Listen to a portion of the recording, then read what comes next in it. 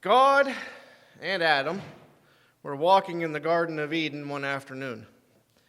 Adam was feeling overwhelmed with gratitude for what he had been given, and so he tells God, "Thank you for making Eve for me. She's so beautiful, but God, I just have to ask, why did you make her so beautiful?"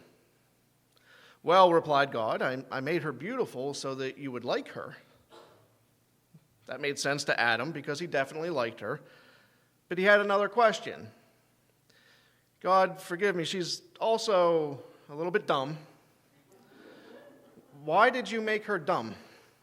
And God replied, "So that she would like you."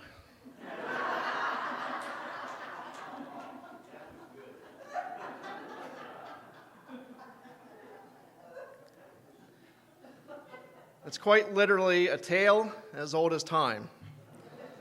Adam and Eve, the fall of humanity. They could eat from any other tree in that garden except that one particular tree.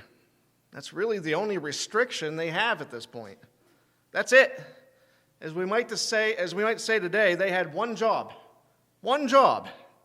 and they couldn't even handle that one.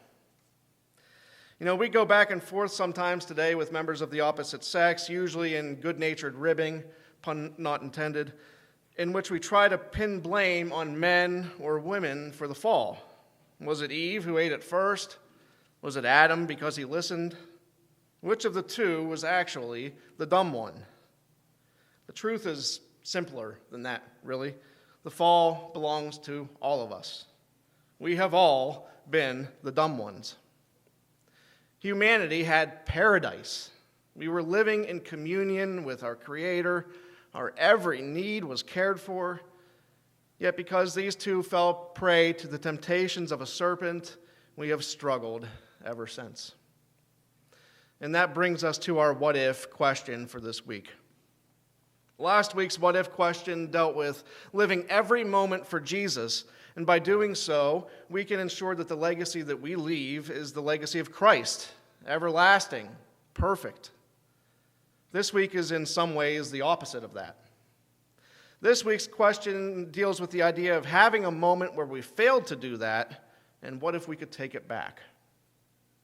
This week we deal with a pair of humans who used their one moment to doom all of us.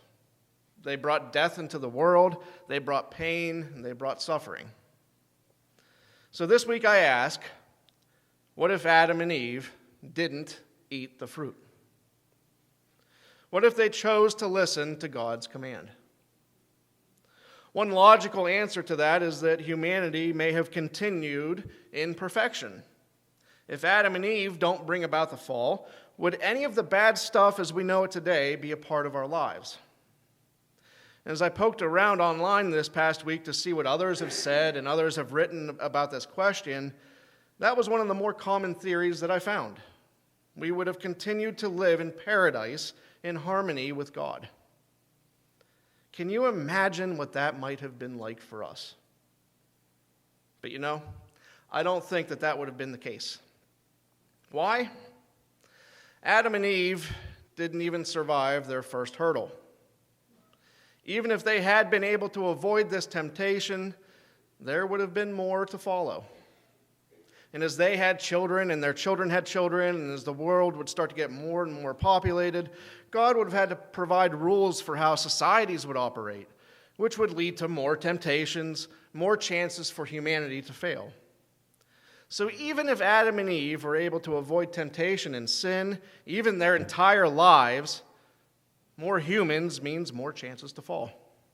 And somewhere along the line, I think we still would have come to that one human that would trigger the fall of humanity. Even if we had made it all the way to you and me sitting here in a perfect world, I'm not sure about you, but I don't think that I can avoid all temptation in my life. Now, at some point, I still think humanity would have fallen to temptation. And in many ways, I think it describes humanity all too well that it happened so early in our history. So to answer our what if question for this week, I don't think much of anything would change for us today. If Adam and Eve didn't fall to that temptation, I only think another temptation would have come along for them that would have overcome them. And if they never fell to sin, someone would have come along someday that would have. But that sort of anticlimactic answer doesn't mean that we're done here for today. We're going to come back to that question in just a little bit. In the meantime, though, that brings me to a different question. Why? Why does an all-knowing God create perfection, then create humanity and give them paradise if he knows that we're just going to mess it up? I have two thoughts here. The first brings me to one of my favorite computer games, Roller Coaster Tycoon. In Roller Coaster Tycoon, players are given a bird's eye view of blank terrain. Your goal is to build and operate a successful amusement park. Along the way, you are challenged with rides that break down, guests that leave messes behind them, making sure that your park is profitable, clean, and efficient. When it works and you have a successful theme park, it's a wonderful feeling of accomplishment and satisfaction. Creating something that runs smoothly and works in harmony is fun, and it makes you want to keep playing. When it doesn't work, it's back to the drawing board.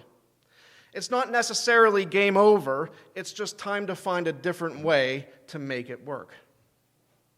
I believe it's very similar with our relationship with God. When his creation works and when we do things according to what he has planned out, it brings him great happiness. When it doesn't work, he doesn't give up on us. He has another way to make it work. And since we are much more to God than just a game, rest assured that his backup plan is perfect and wonderful in every way.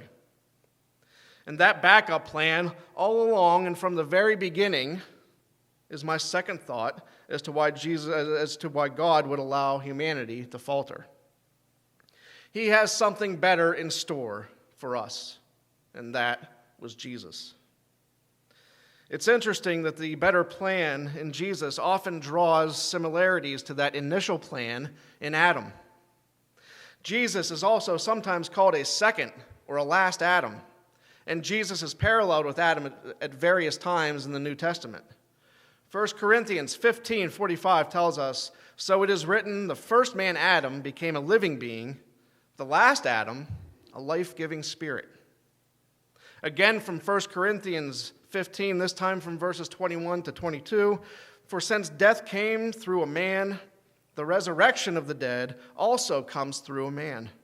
For as in Adam all die, so in Christ all will be made alive." Now from Romans 5, verses 18 through 19, "Consequently, just as one trespass resulted in condemnation for all people, so one righteous act resulted in justification and life for all people.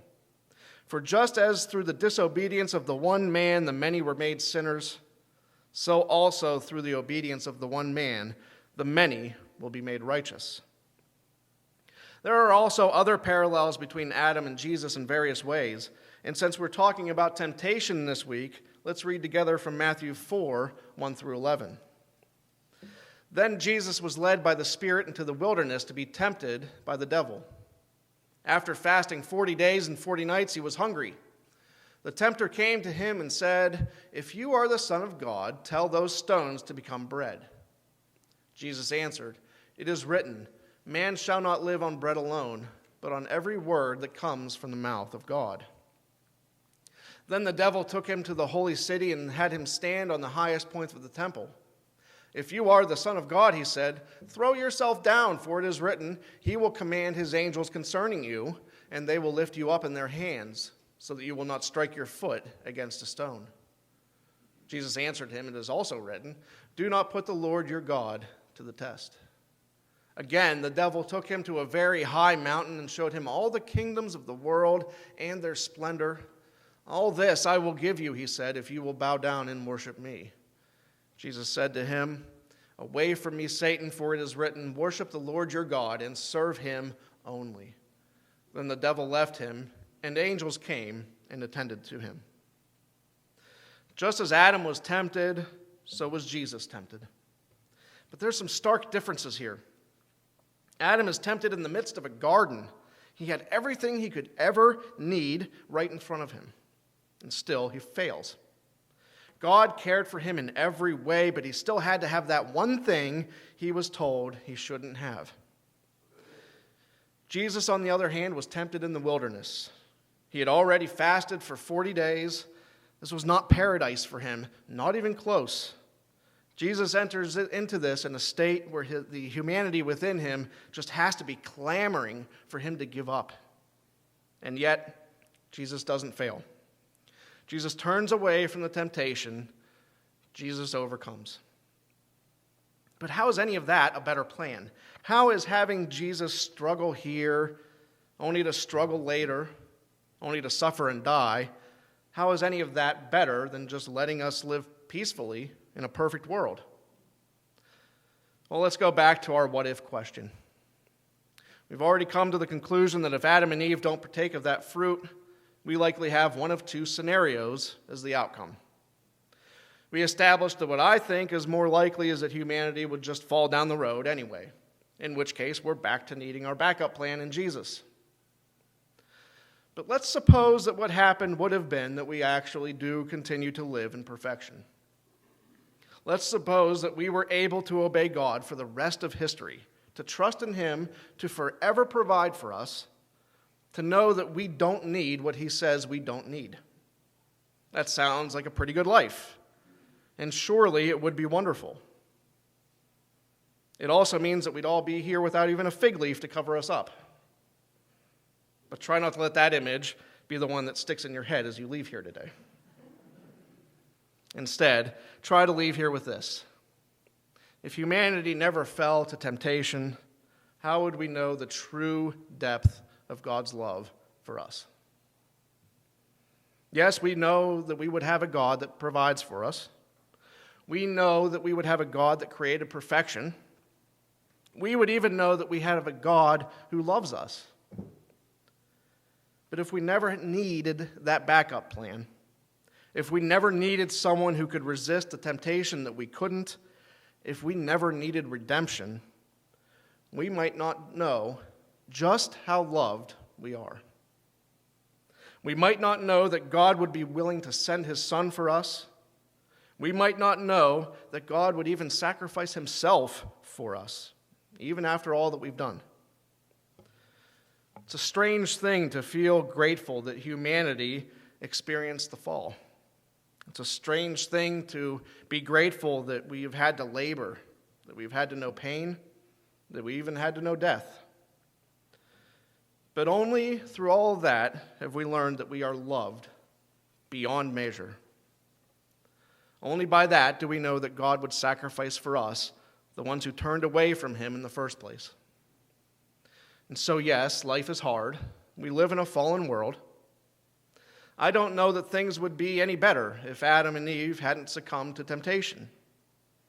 If they hadn't fallen right then, they probably would have later. If they didn't fall, someone else probably would have.